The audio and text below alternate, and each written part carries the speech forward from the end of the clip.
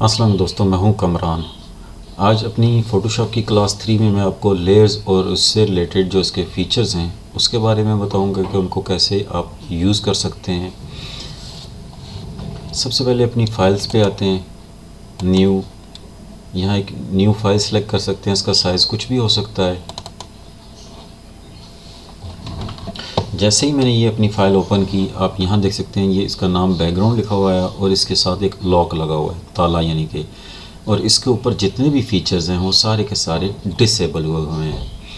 इस पे मैं अगर इसको मूव करना चाहूँ तो मैं इसको मूव नहीं कर सकता। एक एरर आता है, convert to a normal layer. जब तक मैं इसको नॉर्मल लेयर में कन्वर्ट नहीं करूँगा मैं इसको मूव नहीं कर सकता। इसी तरह अगर मैं कोई इमेज ले लेता हूँ, मैं ये इमेज सेलेक्ट करता हूँ, तो जैसे ही मैंने ये इमेज की ओपन की, इसके ऊपर भी इसी तरह बैकग्राउंड नाम इसका लिखा हुआ है और ये लॉक है और इसके जितने भी फीचर्स थे वो सारे के सारे डिसेबल हुए हैं। मैं इसको भी मूव नहीं कर सकता जब तक ये नॉर्मल लेयर में कन्वर्ट नहीं हो सकती। अब एक मैं न्यू फ़ाइल लेता हूँ। जैसे मैंने न्यू फ़ाइल ओपन की, इसके ऊपर जितने भी फीचर्स थे वो सारे के सारे अनेबल हो चुके हैं। अब अगर मैं ब्रश टूल लेता हूँ, शॉर्टकट की बी है, साइज़ आप छोटा बड़ा कर सकते हैं। ये मैंने कलर यहाँ से कर लिया इस पर। जैसे ही मैंने इसको कलर किया, अब अगर मैं मूव टूल लेता हूँ तो आप देख सकते हैं कि मैं इसको इजीली मूव कर सकता हूँ, जबकि मैं बैकग्राउंड लेयर को मूव नहीं कर सकता था अनटिल जब तक मैं उसको अनलॉक नहीं करूँगा। अब यहाँ अगर आप देखें तो ये ओपेसिटी है, ओपेसिटी 100% है। अगर मैं यहाँ से इसका कम करता जाऊँ, इसकी परसेंटेज कम करूँगा तो ये ट्रांसपेरेंट हो। ओपेसिटी बेसिकली ट्रांसपेरेंट कर रही है उस मेरे कलर को जो मैंने इसके ऊपर किया हुआ है। जितना कम करता जाऊँगा ये इतना ही ट्रांसपेरेंट होता जाएगा। इसी तरह इसके नीचे फिल है। फिल का बेसिकली फंक्शन यहाँ लेयर्स के ऊपर आपको इस वीडियो में आपको समझ नहीं आएगा, क्योंकि अभी ये इसका फंक्शन बिल्कुल ओपेसिटी की तरह ही होगा। मैं इसको कम करूँगा तो ये भी ट्रांसपेरेंट ही करता जाएगा इसको। आगे चल के जो मेरी नेक्स्ट वीडियोस होंगी उसमें मैं आपको डिटेल से इसके बारे में बताऊँगा। यहाँ अगर मैं कंट्रोल बैक स्पेस करता हूँ, सॉरी मैंने कलर तो सेलेक्ट ही नहीं किया, ऑल बैक स्पेस, तो इसके ऊपर मेरी पूरी की पूरी लेयर जो है वो कलरफुल हो चुकी है। अब मैं चाहता हूँ ये मेरी जो बैकग्राउंड है मैंने इस पर डबल क्लिक किया। यहाँ आप अगर इसको नाम देना चाहते हैं तो आप इसको नाम भी दे सकते हैं। अगर ना देना चाहें तो सिंपल आप ओके करेंगे तो ये लेयर 0 इसको कर देगा। अब लेयर 1 को सिलेक्ट करके मैं नीचे ले आता हूँ। अब लेयर 0 जो मेरी है वो ऊपर हो चुकी है। अब अगर मैं इसको लेट्स सपोज फॉर एग्जांपल मैं इसको कट करना चाहूँ, मैं चाहता हूँ मैं इसमें से कुछ एरिया डिलीट करना चाहता हूँ, तो मैं सिंपल सिलेक्शन करके मैं इसको डिलीट कर सकता हूँ, तो नीचे मेरा कलर अपीयर हो जाएगा। या मैं इस लेयर को सिलेक्ट करके इसकी ओपेसिटी कम करता हूँ, तो नीचे वाला जो मेरा कलर था वो इसके ऊपर ट्रांसपेरेंटली आपको नज़र आना शुरू हो जाएगा। चाहे मैं ओपेसिटी कम करूँ या मैं इसको फिल से करूँ, रिज़ल्ट सेम आएगा। इसी तरह मैं अगर एक पिक्चर और ओपन करता हूँ, लाइक ये वाली पिक्चर मैं ले लेता हूँ, बस इस पिक्चर को मैं मूव टूल से अपनी इस लेयर पे लेके आता हूँ और यहाँ ड्रॉप करता हूँ। जैसे ही मैंने माउस रिलीज़ किया ये मेरा यहाँ आ गया। अगर आपको ड्रैग एंड ड्रॉप में प्रॉब्लम हो रही है तो आप सिंपल इस सिलेक्शन पे या अपनी इस दूसरी फाइल पे आएँ, यहाँ से आप कंट्रोल ए करके कंट्रोल सी कर लें, कॉपी हो गया, वापस अपनी पहली वाली फाइल में आएँ और यहाँ कंट्रोल वी करें, ये पेस्ट हो जाएगा। आप मूव टूल्स को भी यूज़ कर सकते हैं और कंट्रोल कॉपी पेस्ट से भी कंट्रोल ए और सी से आप कर सकते हैं। दोबारा एक दफ़ा रिपीट कर देता हूँ। आप इस फाइल पे आएँ, यहाँ से अपने मूव टूल से अपने माउस का पॉइंटर लेफ़्ट प्रेस करके रखा और मूव किया, अपनी इस फाइल पे लेके आए। जैसे ही मैं इस पे लाया हूँ ये देखें इसके बॉर्डर हाईलाइटेड हो गई। ये बेसिकली आपका सिलेक्शन एरिया है और जहाँ भी मैं आके अपने माउस का पॉइंटर रिलीज़ करता हूँ ये पिक्चर मेरी आ जाएगी। अब अगर मैं इसकी ओपेसिटी कम करता हूँ यहाँ से, अब ये देखें ये ट्रांसपेरेंट होता जा रहा है। इसको ख़त्म कर देता हूँ। ये उसमें मर्ज होता जा रहा है।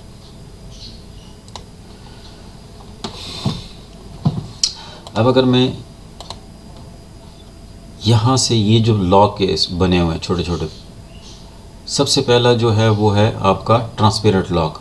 अगर मैं इसको सिलेक्ट करता हूँ, आप देख सकते हैं मेरी लेयर पे लॉक आ गया है, अपीयर हो चुका है। अब मैं अगर मूव टूल उठाता हूँ तो ये तो मूव भी हो रहा है, और अगर मैं इसको ट्रांसफॉर्म करना चाहूँ तो मैं इसको ट्रांसफॉर्म भी कर सकता हूँ किसी भी शक्ल में।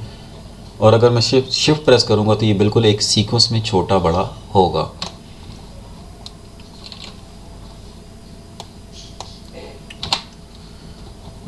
अब अगर मैं ब्रश टूल लेता हूँ और यही कलर मैं इस पर करना चाहूँ, ये देखिए मैं इस पर कलर कर रहा हूँ लेकिन ये कलर नहीं हो रहा। जैसे ही मैं अपने इस ऑरेंज वाली पे आता हूँ, मैं कलर करता हूँ तो इस पे फ़ौरन कलर हो गया।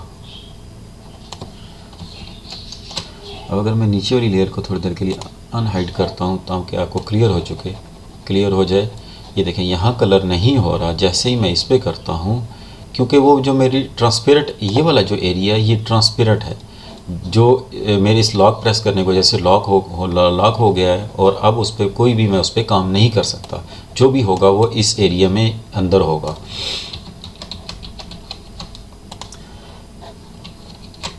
इसी तरह अगर मैं इसको अनलॉक करके नेक्स्ट वाले को करता हूँ, ये मेरा है पिक्सेल लॉक।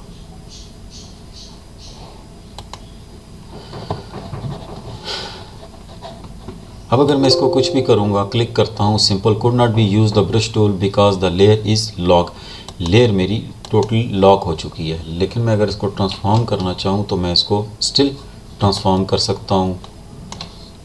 इसको अगर मूव करना चाहूँ तो स्टिल इसको मूव भी कर सकता हूँ। अब अगर मैं इसको थर्ड वाले लॉक पे आता हूँ जो मेरा है पोजीशन लॉक, अगर मैं इसको क्लिक करता हूँ, सॉरी नीचे वाली लेयर सेलेक्ट होगी। अब अगर मैं इसको मूव करता हूँ तो ये मेरी मूव नहीं हो रही, वो बार बार नीचे वाली लेयर को सिलेक्ट कर रहा है। अब अगर मैं इसको अपनी इस लेयर को ट्रांसफॉर्म करना चाहूँ तो ये ट्रांसफॉर्म भी नहीं हो रही। अगर मैं इसको मूव करता हूँ तो मूव भी नहीं हो रही। लेकिन अगर मैं ब्रश टूल लेके मैं कलर करना चाहूँ तो मैं इसको कलर कर सकता हूँ। बाज़ दफ़ा ऐसा होता है कि आप चाहते हैं कि आपकी जो लेयर है वो मूव ना करे, लेकिन आप उस पर कलरिंग करना चाहें तो वो कलरिंग आप उस पर कर सकें, तो ये इसलिए यूज़ किया जाता है। आप कम्बिनेशन भी यूज़ कर सकते हैं, लाइक मैं फर्स्ट वाले को सिलेक्ट करके ट्रांसपेरेंट लॉक और इसको दोनों को सिलेक्ट कर सकता हूँ, या मैं इसका कम्बिनेशन बना सकता हूँ या इसके साथ कर सकता हूँ। इस तरह आप कोई भी कम्बिनेशन भी यूज़ कर सकते हैं। मैं अनलॉक करता हूँ। फोर्थ नंबर पे है आपका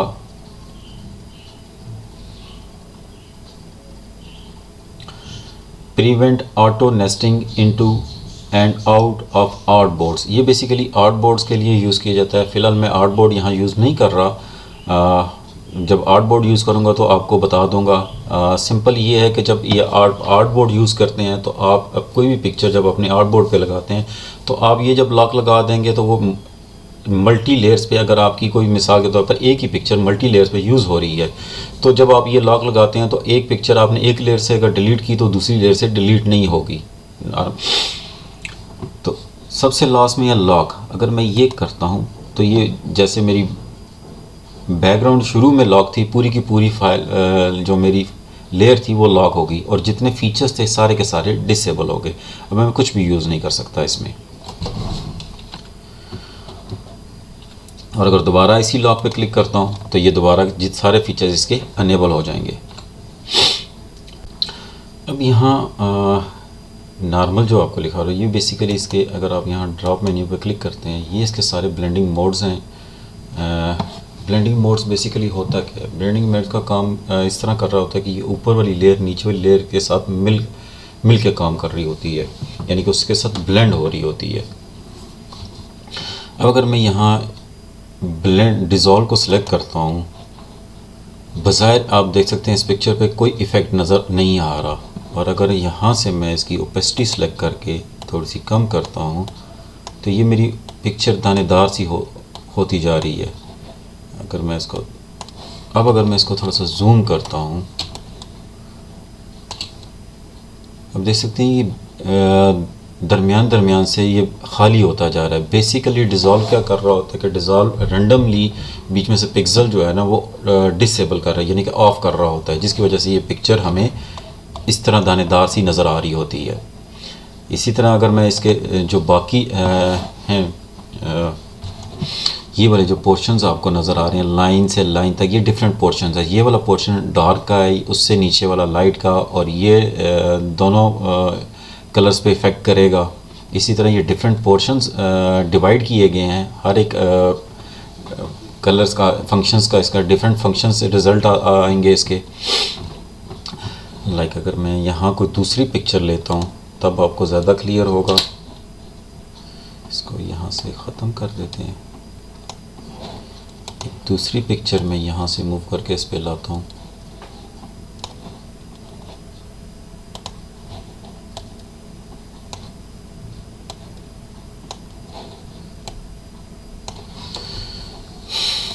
अब अगर मैं इसका जो वाइट एरिया है, मैं अगर इसको ख़त्म करना चाह रहा हूँ तो एक तरीका तो ये है कि मैं इसको मैजिक टूल लूँ और ये सिलेक्ट करके मैं सिंपल डिलीट कर दूँ।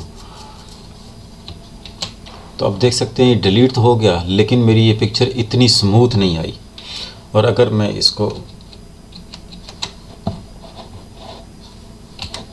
यहाँ से इसको सिलेक्ट कर लूँ,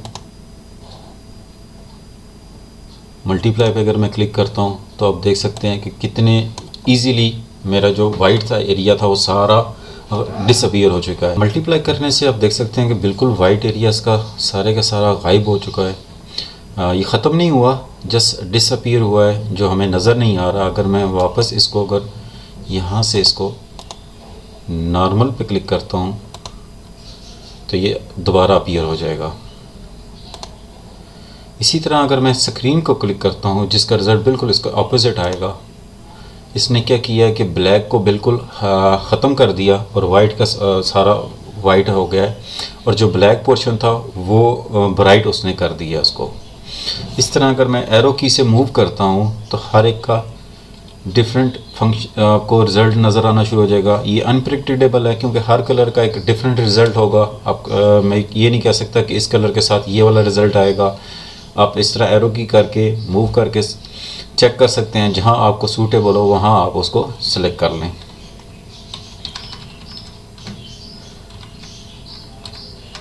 इसको नॉर्मल पे लाते हैं और यहाँ अगर आप इमेज पे क्लिक करते हैं, एडजस्टमेंट पे, इनवर्ड, Ctrl+I,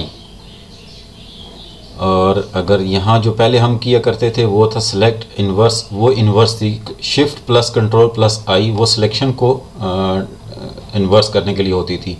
अब इनवर्ड क्या करेगा, इनवर्ड अगर मैं सिलेक्ट करता हूँ तो जितना भी मेरा एरिया वाइट था उसको उसने ब्लैक कर दिया और ब्लैक को उसने वाइट कर दिया। अब अगर मैं यहाँ से इसको मल्टीप्लाई करता हूँ तो ये और डार्क हो गया, और अगर मैं इसको स्क्रीन पे क्लिक करता हूँ तो अब आप देख सकते हैं इसका रिज़ल्ट, जो ब्लैक जितना भी था वो सारा हाइड हो गया और सिर्फ वाइट का वाइट इसमें आ गया। और बहुत अगर मैं इसको जूम करता हूँ, अब आप देख सकते हैं बहुत क्लियर पिक्चर आई है इसके साथ। इस तरह ही ब्लेंडिंग मोड्स को आप डिफरेंट कलर्स के साथ आप यूज़ कर सकते हैं। जहाँ आपका डिज़ायर रिज़ल्ट आपका आता हो वहाँ आप उसको सिलेक्ट कर लें और आप अपनी स्केच बना के भी पेंसिल से ड्राइंग करके आप उसको भी ये इस ब्लेंडिंग मोड्स के साथ आप उसको इस तरह डिफरेंट ब्लेंडिंग मोड्स यूज़ करके आप उसको यूज़ कर सकते हैं। अब आते हैं ऊपर यहाँ काइंड पे। ये काइंड क्या चीज़ है? काइंड बेसिकली आपकी लेयर्स के सिलेक्शन, आप अगर आपने लेयर्स के नाम रखे हुए हैं, अगर मैं यहाँ नेम पे क्लिक करता हूँ और यहाँ मैं लिख देता हूँ सिंपल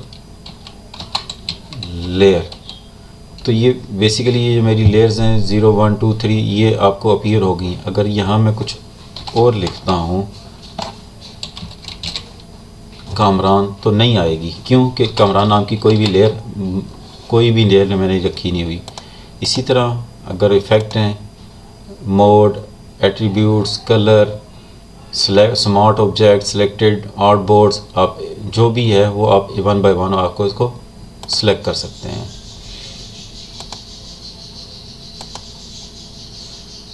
यहाँ ये इसका है वेक्टर मोड। अगर मैं इसको सिलेक्ट करता हूँ तो मेरी ये तीनों लेयर्स ही अपीयर होंगी। अगर मैं इसको नेक्स्ट वाले को करता हूँ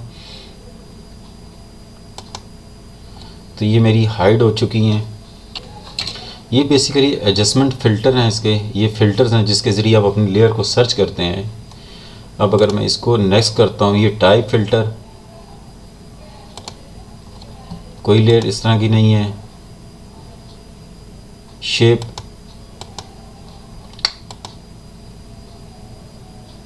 स्मार्ट ऑब्जेक्ट, इसमें किसी पे भी यूज़ नहीं किया गया इसलिए कोई भी नहीं आ रही। यहाँ तक उम्मीद करता हूँ आपको समझ आ गई होगी लेयर की। ये मैं अपनी ब्लैंक फाइल पे आ गया हूँ। यहाँ मैं अगर लेयर बनाता हूँ कॉम्बिनेशन, लाइक मैंने ये लेयर्स बना ली। अब अगर मैं इन लेयर्स को शिफ्ट प्रेस करके मैं 1 पे क्लिक करता हूँ तो ये सारी की सारी सिलेक्ट हो गई। अब अगर मैं कंट्रोल जी करता हूँ तो ये मेरा एक ग्रुप बन गया इन लेयर्स का। और अगर मैं रैंडमली करना चाहूँ तो मुझे कंट्रोल, लाइक ये मैंने सेलेक्ट कर ली, कंट्रोल में की प्रेस की हुई है लेयर 2 और लेयर 1 सेलेक्ट करके। अब अगर कंट्रोल जी करता हूँ तो मेरी ये वाली जो लेयर 3 के अलावा बाकी सारी ग्रुप में शिफ्ट हो गई। इसको उठा कर डिलीट करते हैं।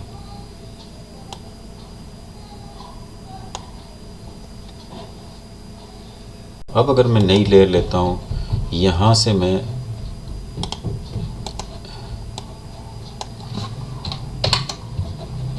एक नई लेयर लेता हूँ, उस पर एक डिफरेंट कलर सेलेक्ट करता हूँ।